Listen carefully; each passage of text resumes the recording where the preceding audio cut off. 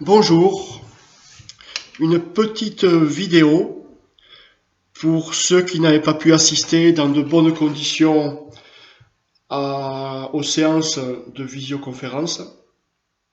Je vous remontre la réaction entre l'acide chlorhydrique et le fer. Les lunettes indispensables. Pour cette réaction qui est intéressante à plusieurs niveaux, notamment elle est intéressante puisqu'elle intervient là en fin de troisième, en fin de cycle 4. J'ai pris de la poudre de fer, je l'ai mis dans un tube à essai et je vais y verser de l'acide chlorhydrique.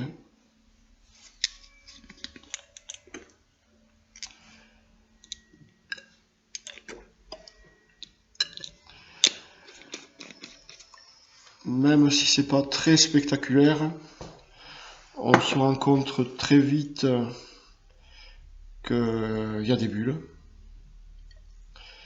Il y a ce qu'on appelle de l'effervescence. S'il y a des bulles, c'est qu'il y a un gaz qui s'échappe.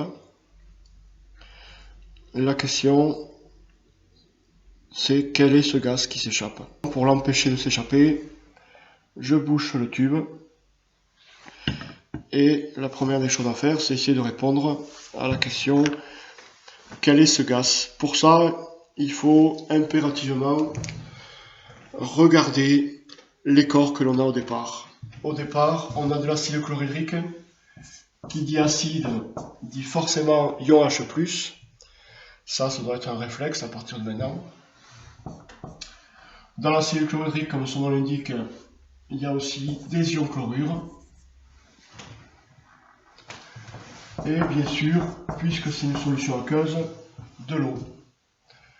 Pour le fer a ce qu'on appelle une structure atomique.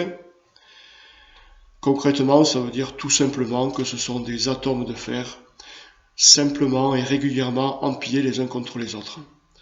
Donc le fer sont des atomes de fer neutres. Il faut essayer de faire un peu le tour des gaz qu'on connaît. Parmi les gaz que vous connaissez, il y a le dioxyde de carbone, le butane, le méthane.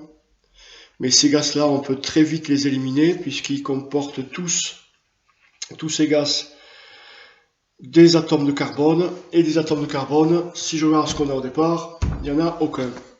Donc pas question d'obtenir du dioxyde de carbone ou du méthane ou du butane. Il faut bien regarder avec ce qu'on a au départ. Dans ce qu'on a au départ, le premier réflexe, ça serait d'aller voir du côté des ions hydrogène H+, puisque ce sont eux qui caractérisent une solution acide. Et il se trouve qu'avec ces ions hydrogène, on pourrait peut-être obtenir un gaz qu'on connaît quand même, c'est le dihydrogène. On ne l'a pas beaucoup rencontré, mais on l'a cité l'année dernière un exemple, lorsqu'on a parlé des molécules. C'est une des molécules les plus simples, deux atomes d'hydrogène peuvent s'associer pour former une molécule de dihydrogène, H2. Et il se trouve que le dihydrogène, H2, présente une particularité, c'est qu'il brûle très facilement. Concrètement, là, si je regarde le gaz qui s'est échappé, si je présente une allumette enflammée, ben, il devrait y avoir une mini-explosion.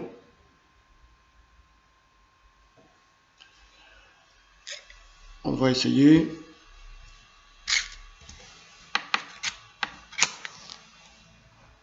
Donc, une allumette enflammée, le gaz. J'espère que vous avez bien entendu. Vous avez entendu le souffle d'une mini-explosion, une détonation qui ressemble à un petit aboiement. Ça, c'est caractéristique du dihydrogène. Donc, pas la peine de chercher plus loin. On est sûr qu'on obtient du dihydrogène. Lorsqu'on verse de l'acide chlorhydrique sur du fer, il y a un dégagement de dihydrogène.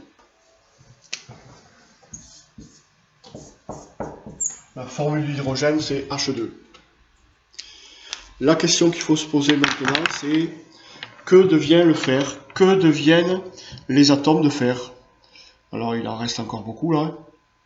On voit encore des bulles qui s'échappent, donc la réaction n'est pas terminée.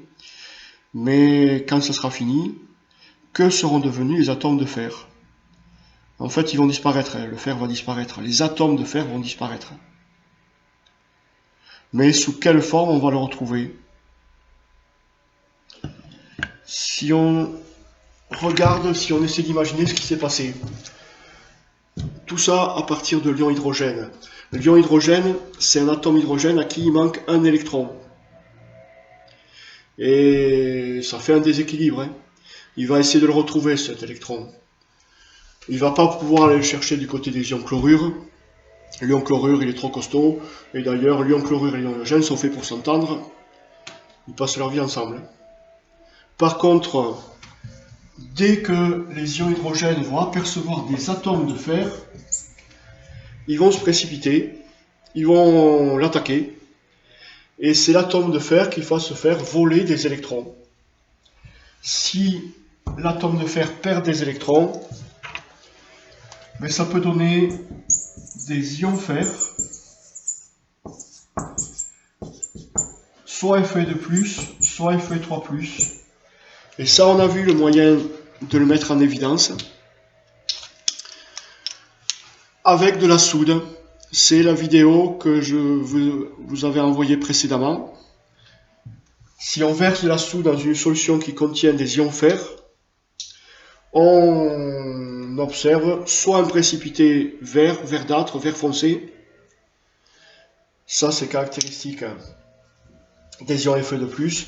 Soit on observe un précipité de couleur rouille. C'est caractéristique de l'ion Fe3+.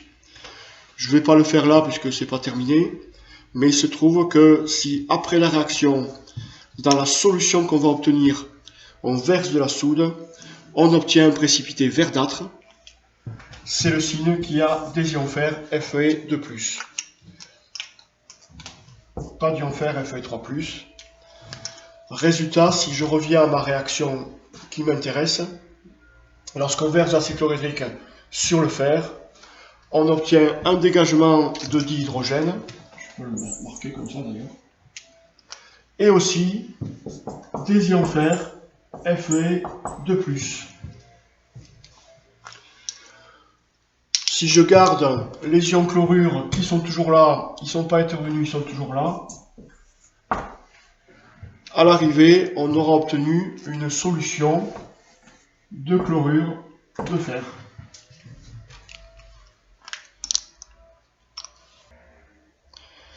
Voilà, au revoir. Écoutez bien.